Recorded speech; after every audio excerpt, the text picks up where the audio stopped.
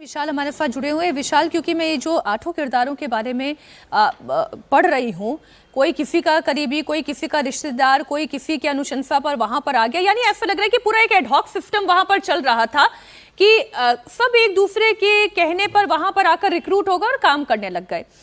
ये लवकुश मिश्र और अनुकल्प मिश्र, ये किन के रिकमेंडेशन पर वहां पर काम कर रहे थे?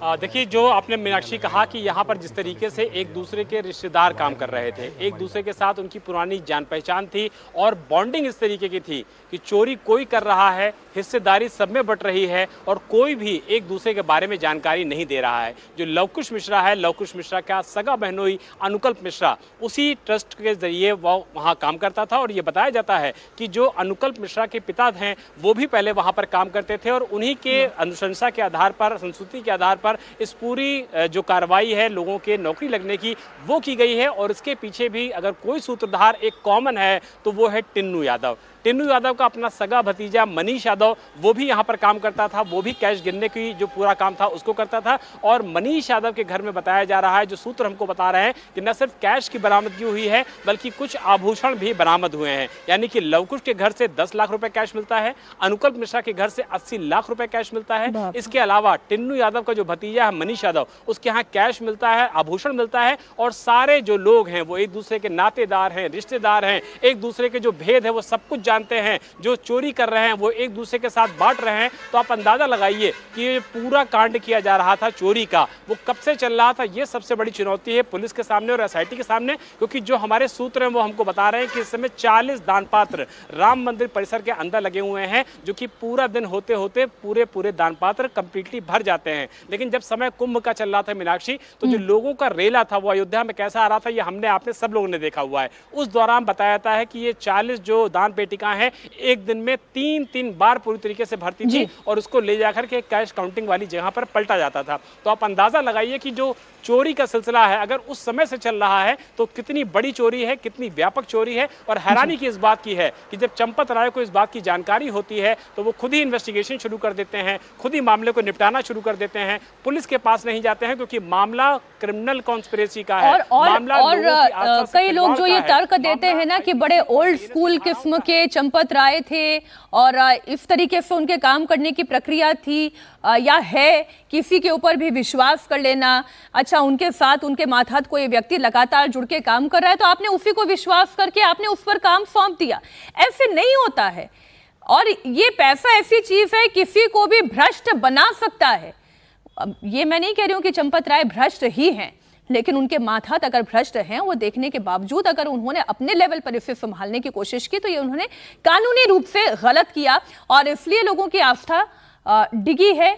और ये जो कुछ हुआ ये बिल्कुल ठीक नहीं हुआ। बहुत शुक्रिया विशाल, आपका भी और रुचि आपका भी। आप लगातार नजर बनाए रखें क्योंकि अभी तो हिसाब किताब का काम शुरू हुआ है और हिसाब किताब होगा तो और कहां से लूप होल्स निकल कर सामने आएंगे, इस पर जानकारी हम आप ही लोगों से लेंगे।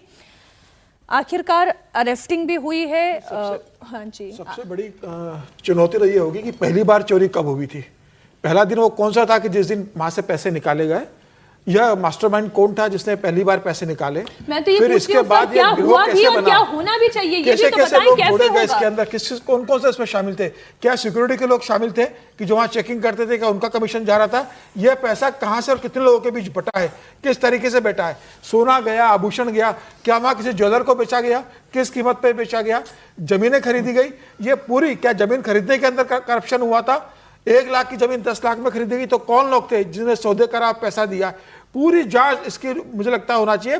सिर्फ एसआईटी जो 3 लोग सदस्य बना दी थी, इन्होंने रिपोर्ट सबमिट कर दी है, इससे मामला सुलझने वाला नहीं है। मुझे लग रहा है इसके लिए पूरी एक बड़ी कमेटी बनानी पड़ेगी, लगातार वो वहां काम करेगी, 6 महीने लगातार जब वहां पर जांच पड़ताल होगी तो मुझे लग रहा है कि एक बहुत बड़ा घोटाला निकलेगा और हम कल्पना नहीं कर सकते कि इतना पैसा का इसमें हेरा फेरी की खबर आएगी। कई बड़े बड़े नाम सामने आ सकते हैं, कई और छोटे नाम आ सकते हैं, तमाम चीजें सामने आएंगी। इनके हाथ कहां तक फैले थे और कौन कौन लोगों का इन्हें वरदस्त प्राप्त था, ये सारी सामने बातें सामने आएगी। मुझे लग रहा है कि इसके लिए कम से कम 10 से 15 पुलिस अधिकारियों की अलग टीम बनना चाहिए, एसआईटी बने, पूरी जांच हो और जो योगी जी ने कहा है दूध का दूध पानी का पानी होगा, मुझे लग रहा है पूरा सामने आए तो हमें पता पड़ेगा कि षड्यंत्र में कौन कौन शामिल था, किन किन लोगों का इनके ऊपर हाथ था और ये कब से चल रहा था। लेकिन इसका एक इसका सर विशाल जी पॉलिटिकल ने जिस बात का जिक्र किया, वैसे तो ये बार बार हम लोग कहावत को यूज करते रहते हैं, दूध का दूध पानी का पानी हो जाइए, तो मसला ही मलाई का है। मलाई में से तो दूध पानी अलग अलग होती नहीं, तो वो कैसे होगी जांच, वो तो अलग है। सारी कौन मलाई घी चोरी का बनाकर पी गया? कौन पी गया। लेकिन विशाल ने जो बात की बहुत महत्वपूर्ण बात है, आप उनको ध्यान दीजिए। विशाल जी ने कहा कि जब कुंभ का मेला चल रहा था तो 3-3 बार दिन भर में वो दान पत्रों को खाली करके जमा किया जाता था। और ट्रस्ट की रिपोर्ट क्या कहती है? ट्रस्ट की रिपोर्ट ने कहा कि जब कुंभ का मेला था उस दौरान 16 करोड़ भक्त वहाँ पर आए थे दर्शन के लिए, और चंदा कितना आया था? 84 करोड़ रुपए, यानी एवरेज 5 रुपए औसत पर भक्त जो है चंदा आया था। तो आप सोचिए, एक तरफ विशाल जी कह रहे हैं कि दिन भर में 3 बार पेटी खाली हो रही है, और ट्रस्ट कह रहा है कि 80 करोड़ रुपए, यानी हर भक्त ने केवल 5 रुपए चढ़ाए थे। तो ये तो कितना बड़ा होगा, मतलब अभी इसका अंदाजा लगाना भी मुश्किल काम है कि किस तरह से ये घोटाला हुआ होगा। राजनीति लेकिन इसमें जो हो रही है, मैं वो भी दर्शकों को बता दूं